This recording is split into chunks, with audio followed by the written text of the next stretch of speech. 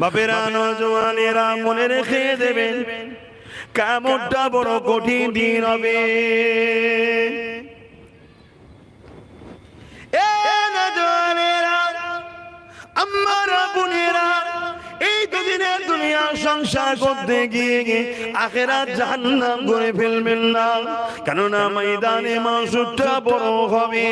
আমার আব্বা জানেরা, যে ছেলের জন্য আপনি হারাম ইনকাম করছেন, আমার বাচ্চার ভবিষ্যৎ কি করে হবে? কিয়ামতের দিন এই বাচ্চা কিন্তু আপনাকে দেখে দেখে পালিয়ে যাবে, আপনাকে দেখে দেখে লুকিয়ে পড়বে, কেননা না জানি আমার বাপ যদি আমার কাছে একটা নেকি চেয়ে বসে।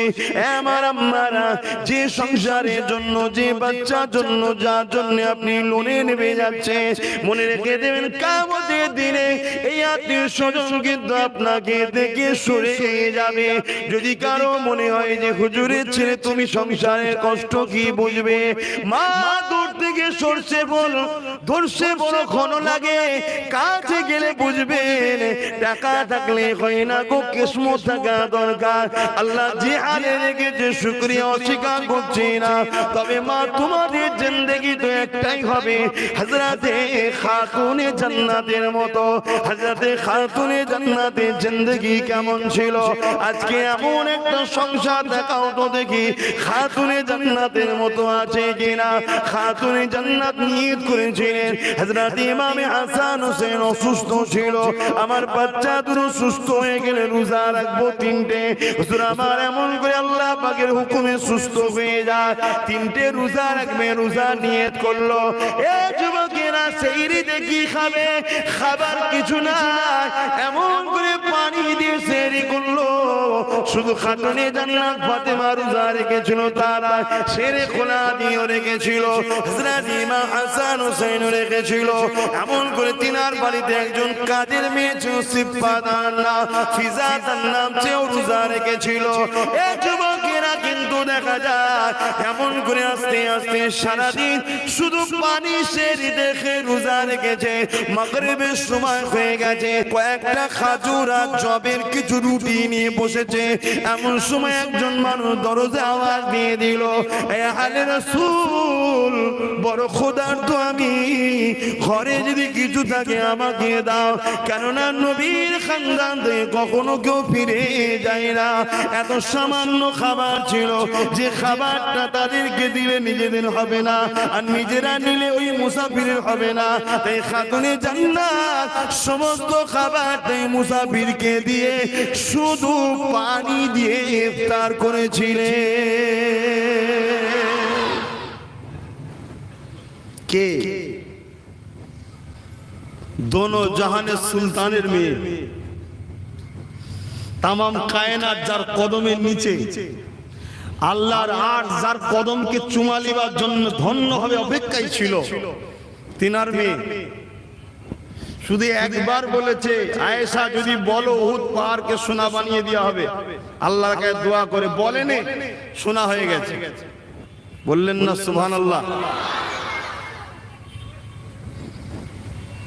কে? দোনো জাহানের সুলতানের মেয়ে।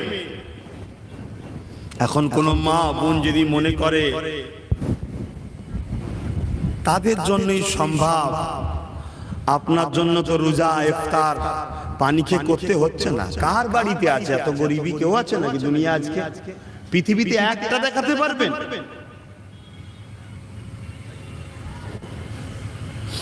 এভাবে পরের দিন আবার সেহরিতে পানি খেলো, আবার ইফতারে কিছু জবের আটা রুটি আর খাজুর নিয়ে বসলো।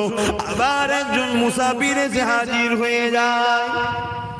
এ খাতুনে জান্নাত, আহলে রাসূল, কিছু খাবার যদি তাকে দিন, বড় ক্ষুধার্ত আমি। আবার দিয়ে দিল পানি খেফতার। দুদিন হলো, 3 দিন সেম হয়েছে। এরকম গরিব কেউ আছে ভাই? আমাদের অবস্থা কি?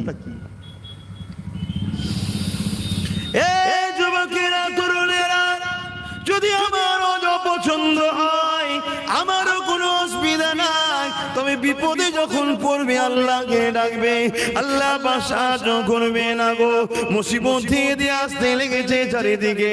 এই যে কিছুদিন আগে বিমারটা চলে গেল, ওই বিমারে কতজন মারা গেছে, আল্লাহ কিন্তু তোমাকে আমাকে দয়া করে বাঁচিয়ে রেখেছে।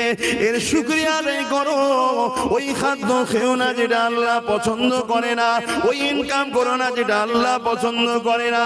দুনিয়ায় কার গাড়ি আছে কার বাড়ি আছে দেখো না, আমার আল্লাহ তোমাকে যে হালে রেখেছে সে হালে থাকো। তবে হ্যাঁ, মনে রেখে দিও, ধনী হওয়াটা ইসলামে হারাম নয়। অবশ্যই তুমি ধনী হতে পারো, হালাল ইনকাম করে ধনী হও। আল্লাহ আমাকে কাছে বলো, আল্লাহ আপনি আমাকে ধনী করেন, উসমান গানির মতো ধনী করেন। আপনি আমাকে ফেরাউনের মতো ধনী করবেন না, সাদ্দাদের মতো করবেন না, কারুনের মতো করবেন না। কারণ এরা ধনী হওয়ার পরও আল্লাহকে ভুলে গিয়েছিল। আজ তোমরা যারা অর্থশালী হয়েছো, তোমরাও নিজেকে প্রশ্ন করো, তোমরা আজকে অর্থশালী হয়ে আল্লাহকে ধরছো না, ছেড়ে দিচ্ছ। তোমরাও যদি আল্লাহকে ছেড়ে দাও, দূরে সরে যাও, মনে রেখে দেবে তোমার এই ধন দৌলত তোমাকে ধ্বংস করে দিচ্ছে। এগুলোকে দান করে দাও, ছেড়ে দাও, তাড়িয়ে দাও, তাড়িয়ে দাও। আল্লাহ দিকে ফিরে আসো। তোমার পয়সা যদি তোমাকে নামাজ থেকে সরিয়ে দেয়, ওই পয়সা বার করে দাও। তোমার পয়সা যদি তোমাকে রোজা থেকে সরিয়ে দেয়, ওই পয়সা বার করে দাও। তোমার পয়সা যদি বাপ মা থেকে দূরে সরিয়ে দেয়, ওই পয়সা তোমার জন্য জাহান্নাম হয়ে যাচ্ছে। তোমার পয়সা যদি সমাজে তোমার অহংকার এনে দেয়, ওই অহংকার তোমাকে জাহান্নামে নিয়ে যাবে। ওই ধন দৌলত, ওই পথ থেকে তুমি সরে যাও। কেননা দুনিয়া দুদিনে, এ যুবকেরা, তরুণেরা, আল্লাহ কাউকে অর্থ দিয়ে পরীক্ষা করে, কাউকে গরিব করে পরীক্ষা করে। অর্থশালীদের দায়িত্ব হলো অর্থ নিয়ে আল্লাহর রাস্তায় খরচ করে শুকরিয়া আদায় করা। গরিবের দায়িত্ব হলো আল্লাহর উপরে ভরসা রেখে সবর করা। কেননা দুনিয়াটা চিরস্থায়ী নয়, একদিন না একদিন মালিক ডুলে নেবে। দুনিয়ার জমিন থেকে যাবার পরে ময়দানে মাশরে তোমাকে জিজ্ঞাসা করা হবে, ওরে আমার বান্দারে, আমি তোকে অর্থ দিয়েছিলাম, কোন রাস্তায় ব্যয় করেছি বল। আল্লাহ কানে দিয়েছি, পানসারে দিয়েছি, জুয়াই দিয়েছি, গরিবদেরকে দান করেছিলি না করি না, মসজিদ মাদ্রাসায় দিয়েছিলি না দি না, হারাম রাস্তায় খরচ করেছিলাম, বারে গিয়ে উড়িয়েছিলাম, মদ জুয়াতে লাগিয়েছিলাম, বন্ধুদের পেছনে খারাপ জায়গায় কাটিয়ে কাটিয়ে লাগিয়েছিলাম। শুনে রেখে দাও, ওই দিন কিন্তু তোমার ঠিকানা হবে জাহান্নাম। একজন গরিবকে আল্লাহ তুলবে, ওরে আমার বান্দারে, দুনিয়ার জমিনে আমি তোকে গরিব করেছিলাম, তুই বড় ক্ষুধার্ত অবস্থায় ছিলি, কিন্তু আমি আল্লাহ আমাকে তুই জবানে ভিজিয়ে রাখতি।